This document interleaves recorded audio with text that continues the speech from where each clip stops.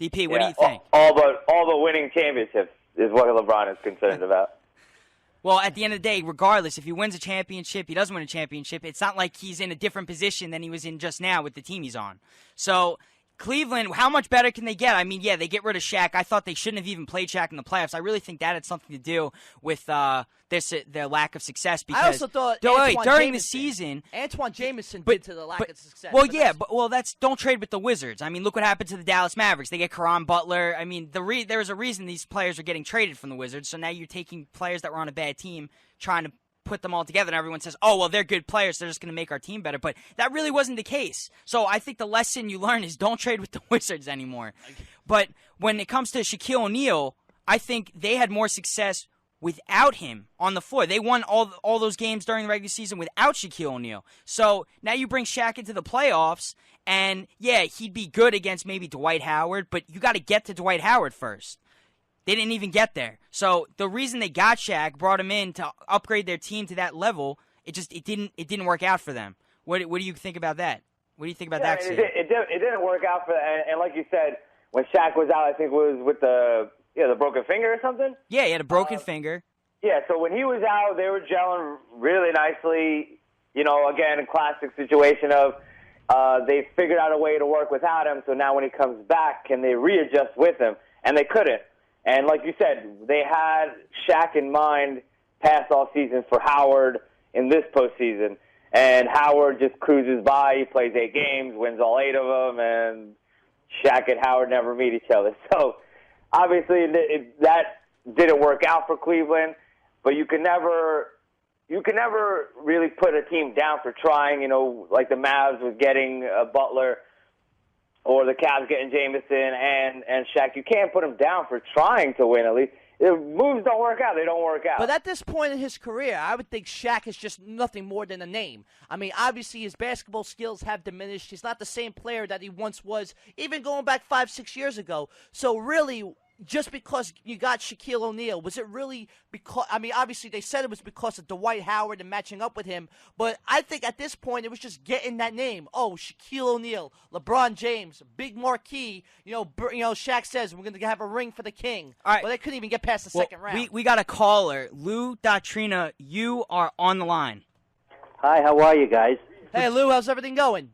Good. I don't really want LeBron to come to the Knicks. I think the first thing they have to do is get rid of the coach D'Antoni, because I don't think he's the answer to their questions. Number one. Well, what's your reasoning for that? Why would you want to get rid of D'Antoni? Because he plays too many favorites. I think they had a better team for what they were.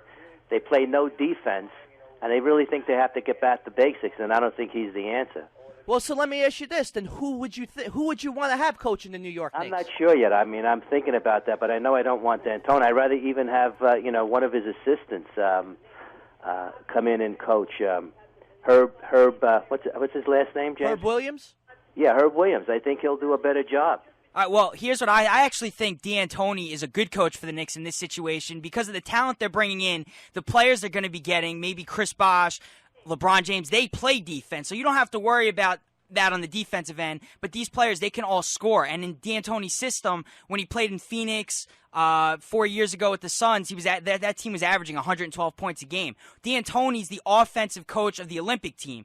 In the tournament a couple years ago, these teams were the USA team was blowing out all the European teams by like 20, 30 points. Yeah, they were giving up 100, but they were winning games. At the end of the day, being a Knicks fan, I just want to see the Knicks win, and I think just bringing LeBron James, they'll immediately make the playoffs, which they haven't made since they got swept by the Nets a while back. So I think D'Antoni is definitely the right coach. His system is exciting to watch, but again, he is on the hot seat. So if he can't do anything, having LeBron James on his team, having all these other players that he wants on his team to fit his system, I think he's hitting the exit Adam, door. Let me ask you this, and maybe to agree with Lou a little bit.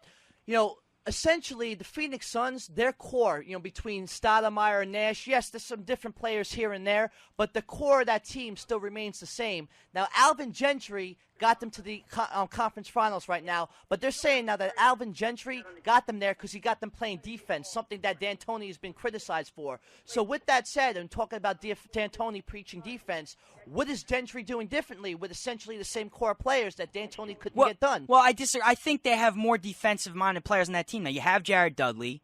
You have, but you also had Sean Marion, who was a defensive specialist that couldn't get it done in Phoenix when D'Antoni was the coach. Well, yeah, you may have had Sean Marion, but I mean, you can't have one guy playing defense. Like, one guy can't be the whole defense. They have more players now. Grant Hill plays defense. He's going to be guarding Kobe Bryant. Grant Hill also drinks Sprite. There you go, Sprite. I actually want to say I think it's refreshing to hear from Lou's voice that he doesn't want LeBron on the Knicks. I think that's refreshing. Well, Lou, are you still there?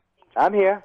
So let me ask you this: if you with the max money that the Knicks have, who would you sign then? That's supposed to sign LeBron James. I like to get Bosh, and then next year get Paul. Like to get a nice young player, and I want him to start playing defense. I mean, I don't think D'Antoni's a winner. Yeah, I don't think you can go by the Olympics because the Knicks are. I mean, the Olympic team was just much better. But every time they've gotten to the finals with Phoenix, they always lost to a team that played defense. And ironically, this year, with Gentry as the coach, they sweep the Spurs, the team that they couldn't beat. And I don't think LeBron makes his teammates better. Look what happened to Anton Jamison. I mean, I know that's the coach's fault, but that guy got lost in that and on that team. I don't think he tried to. He just seems to I don't know. I'm a little bit down on him.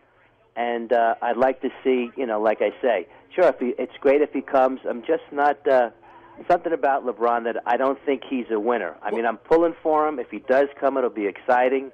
But I'm not a D'Antoni fan. Well, let me ask you this. Would you, rather than signing LeBron, would you either sign a Wade? I know you said Bosh, but what about maybe not signing max guys? Like, would you rather see a Joe Johnson or a Rudy Gay or possibly even retaining David Lee?